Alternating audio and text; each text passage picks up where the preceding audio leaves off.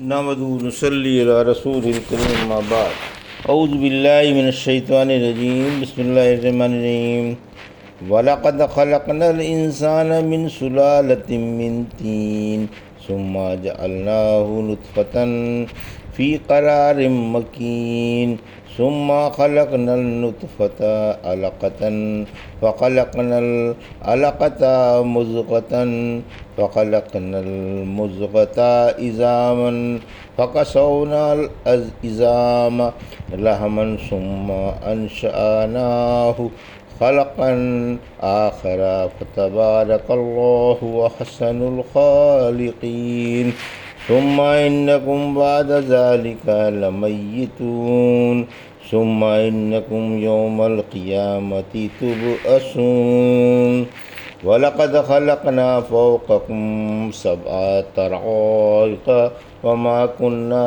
عَنِ الْخَلْقِ غَافِلِينَ۔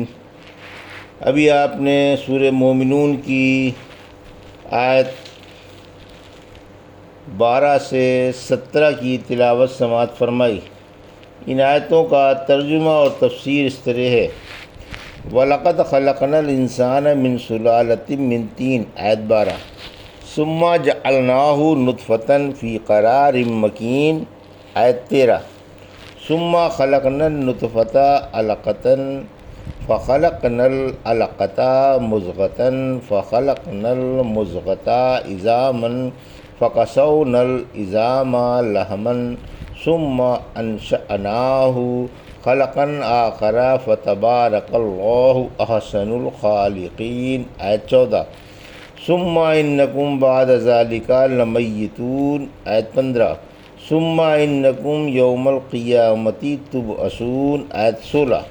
ترجمہ: یقین مانو ہم نے انسان کو بجتی ہوئی مٹی سے بنایا، پھر ایک محفوظ جگہ میں اسے نطفہ بنا کر محفوظ کر دیا، پھر نطفے کو منجمد خون بنا دیا، پھر اس منجمد خون سے لوتھڑا بنا دیا، پھر اس لوتھڑے سے ہڈیاں بنا دیں، پھر ہڈیوں پر گوشت چڑھا دیا، پھر اسے ایک نئی پیدائش میں کھڑا کر دیا۔ لہٰذا کیسی بڑی شان ہے اللہ کی جو سب سے اچھا خالق ہے۔ پھر تم یقیناً اس زندگی کے بعد مر جاؤ گے، پھر بلا شبہ قیامت کے دن اٹھائے جاؤ گے۔ یہ تھا ترجمہ سورہ مومنون کی آیت 12 سے 16 کا تفسیر۔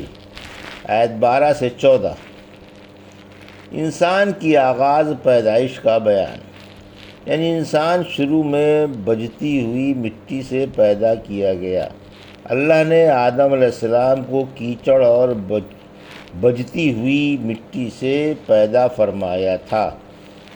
سورۃ روم کی آیت 20 میں فرمایا، اور اس کی نشانیوں میں سے یہ بھی ہے کہ اس نے تمہیں مٹی سے بنایا، پھر تم انسان بن کر دنیا میں پھیل گئے۔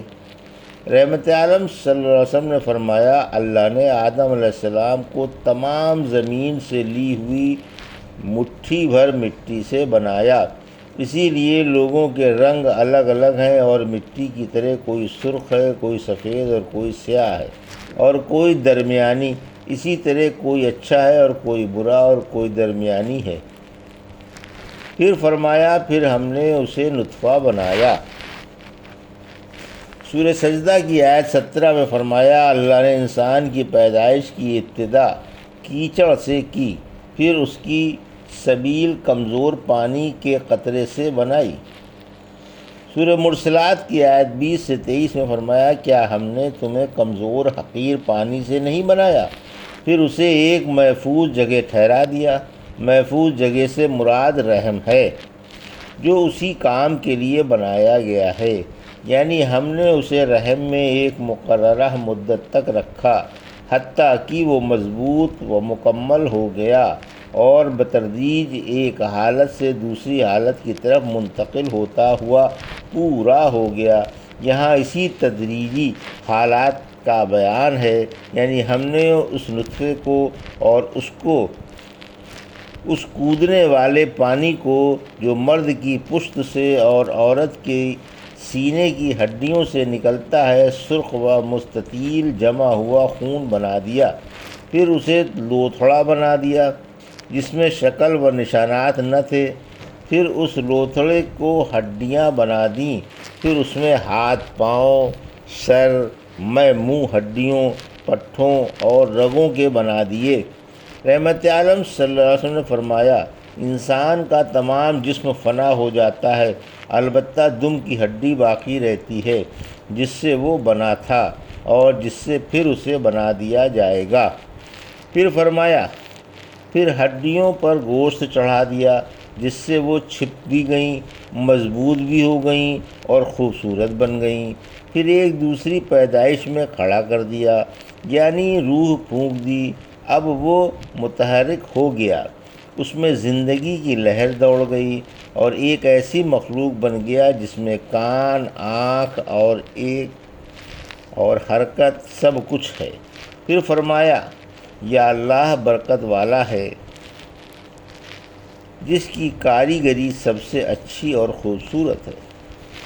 ابن عباس طرف فرماتے ہیں، یعنی ہم حمل کو ایک حالت سے دوسری حالت کی طرف منتقل کرتے ہوئے آئے ہیں، یہاں تک کہ وہ بچہ بن کر دنیا میں آ جاتا ہے، پھر رفتہ رفتہ بڑھ کر جوان ہوتا ہے، پھر بوڑھا ہو کر مر جاتا ہے۔ غرض یہ کہ ابتدائے حمل سے برابر تغیرات ہوتے چلے آ رہے ہیں اور ان کا سلسلہ زندگی بھر جاری رہتا ہے۔ رحمت عالم صلی اللہ علیہ وسلم نے فرمایا، تم میں سے ہر ایک کی پیدائش اس کی ماں کے پیٹ میں 40 دن تک نطفے کی صورت میں جمع رہتی ہے، پھر 40 دن تک جمع ہوا خون رہتا ہے، پھر 40 دن تک گوشت کا لوتھڑا رہتا ہے، پھر اللہ کے حکم سے فرشتہ آ کر روح پھونک دیتا ہے اور 4 باتیں لکھ دیتا ہے: روزی، موت، عمل اور سعادت یا شقاوت۔ اس کی قسم جس کے سوا کوئی حقدار عبادت نہیں، تم میں سے بعض جنت والوں کے سے عمل کرتا رہتا ہے، یہاں تک کہ اس کے اور جنت کے درمیان ہاتھ بھر فاصلہ رہ جاتا ہے، پھر وہ تحریر سبقت کرتی ہے اور اس کا خاتمہ جہنم والوں جیسے عملوں پر ہو جاتا ہے۔ اسی طرح بعض عمر بھر جہنم والوں کے سے عمل کرتا رہتا ہے، یہاں تک کہ اس کے اور جہنم کے درمیان ایک ہاتھ بھر کا فاصلہ رہ جاتا ہے، پھر وہ تحریر سبقت کرتی ہے اور اس کا خاتمہ جنت والوں کے سے عمل پر ہو جاتا ہے اور وہ جنت میں چلا جاتا ہے۔ تصدیق نبوت کے لیے ایک یہودی کا سوال۔ ایک دفعہ ایک یہودی رحمت عالم صلی اللہ علیہ وسلم کے پاس آیا، آپ صحابہ رضی اللہ عنہ سے باتیں فرما رہے تھے۔ قریشی مشرکوں نے یہودی کو دیکھ کر کہا، یہودی یہ شخص دعوے دار نبوت ہے۔ بولا، اچھا، میں ان سے ایک بات پوچھتا ہوں جسے نبی کے سوا کوئی نہیں جانتا۔ پوچھا، انسان کس چیز سے پیدا ہوتا ہے؟ فرمایا، مرد و عورت کے ملے جلے نطفے سے۔ مرد کی منی گاڑھی ہوتی ہے جس سے ہڈیاں اور پٹھے بنتے ہیں، اور عورت کی پتلی ہوتی ہے جس سے گوشت اور خون پیدا ہوتا ہے۔ بولا، آپ سے پہلے نبی بھی اسی طرح بتایا کرتے تھے۔ آیت 15، موجود کے لیے فنا لازمی ہے، یعنی عدم سے وجود میں آنے کے بعد تمہیں ایک نہ ایک دن موت بھی ضرور آئے گی، پھر تم دوبارہ زندہ کیے جاؤ گے۔ سورہ عنکبوت کی آیت 20 میں فرمایا، پھر اللہ دوسری دفعہ پیدا کر دے گا۔ آیت 16، یعنی قیامت آئے گی اور روحیں جسموں سے ملا دی جائیں گی تاکہ لوگوں کا حساب لے کر ہر ایک کو اس کے عملوں کی جزا یا سزا دے دی جائے۔ وَلَقَدْ خَلَقْنَا فَوْقَكُمْ سَبْعَ طَرَائِقَ وَمَا كُنَّا عَنِ الْخَلْقِ غَافِلِينَ۔ آیت 17، واقعی ہم نے تمہارے اوپر 7 آسمان بنائے اور ہم اپنی مخلوق سے بے خبر نہیں ہیں۔ یہ تھا ترجمہ آیت 17 کا۔ تفسیر، آسمانوں کی پیدائش۔ قرآن میں اکثر انسان کی پیدائش کے ساتھ ساتھ آسمان و زمین کی پیدائش کا بھی ذکر ہے۔ فرمایا، سورہ غافر کی آیت 57 میں، آسمان و زمین کی پیدائش یقیناً انسان کی پیدائش سے بہت بڑی ہے۔ اسی طرح الف لام میم تنزیل السجدہ کے شروع میں آسمان و زمین کی پیدائش کا بیان ہے۔ پھر انسان کی پیدائش کا بیان ہے کہ وہ مٹی سے پھر خاک سے پیدا کیا گیا، پھر زندگی بعد الموت اور جزا وغیرہ کا بیان ہے۔ سبع سماوات سے ساتوں آسمان مراد ہیں۔ سورہ اسرا کی آیت 44 میں فرمایا ساتوں آسمان و زمین اور ان میں بسنے والی مخلوق اللہ کی پاکی بیان کر رہی ہے۔ سورہ نوح کی آیت 5 میں فرمایا کیا تم نے دیکھا نہیں اللہ نے ساتوں آسمان کس طرح تہ پہ تہ بنائے۔ سورہ طلاق کی آیت 12 میں فرمایا اللہ ہی نے 7 آسمان اور انہی جیسی 7 زمینیں بنائیں، ان میں اسی کا حکم اترتا ہے تاکہ تم کو علم ہو جائے کہ اللہ ہر چیز پر قادر ہے اور اس کے علم نے ہر چیز گھیر رکھی ہے۔ اللہ کو مخلوق کے تمام حالات معلوم ہیں، پھر فرمایا ہم مخلوق سے بے خبر نہیں۔ یعلم ما یلج فی الارض، جو زمین کے اندر جاتا ہے اور جو اس سے باہر آتا ہے، اور جو آسمان سے اترتا ہے اور جو آسمان پر چڑھتا ہے، اللہ کو سب معلوم ہے، اور تم جہاں بھی ہو اس کا علم تمہارے ساتھ ہے، اور اللہ تمہارے عمل اچھی طرح سے دیکھ رہا ہے۔ ساتوں زمین و آسمان اس کے دیکھنے میں حائل نہیں ہے، وہ پہاڑوں کی چوٹیوں کا اور سمندر کی گہرائیوں کا حال بخوبی جانتا ہے۔ پہاڑوں اور ٹیلوں کے سنگریزوں کی تعداد اور ریت کے ذروں کا شمار، سمندر کے قطروں کی گنتی اور درختوں کے پتوں کا حساب اسے خوب معلوم ہے۔ سورہ انعام کی آیت 59 میں فرمایا اللہ ہر گرنے والے پتے کو بھی جانتا ہے، اور کوئی تر اور خشک چیز ایسی نہیں جو روشن کتاب میں نہ ہو۔